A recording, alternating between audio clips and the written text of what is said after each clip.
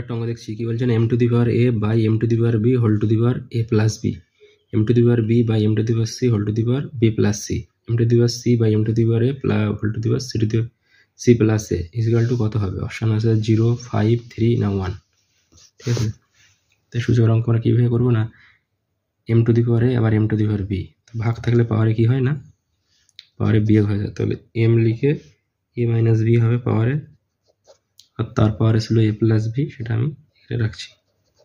ঠিক আছে, একইভাবে এটা কি হবে না ইন্টু দিয়ে এখানে মানে গুণ আছে, এটা হবে m to the power b minus c, m to the power b minus c, আর এর হোল টু দি পাওয়ার কত ছিল b প্লাস c। এটা কত হবে m to the power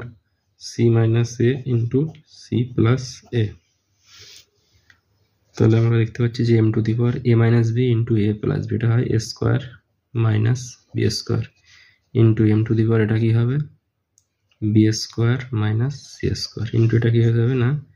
m to the power c square minus a square. তাহলে equal to কত হবে না m টু দি পাওয়ার সব পাওয়ার আছে গুণ আছে, তাহলে যোগ হবে পাওয়ারগুলো, স্কোয়ার মাইনাস b স্কোয়ার যোগ b square minus c square যোগ c স্কোয়ার মাইনাস স্কোয়ার। তো মাইনাস স্কোয়ারের সঙ্গে প্লাস স্কোয়ার,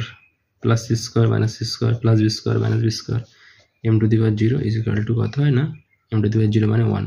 তো এখানে অপশন ডিটা আমাদের ঠিক হয়ে যাচ্ছে।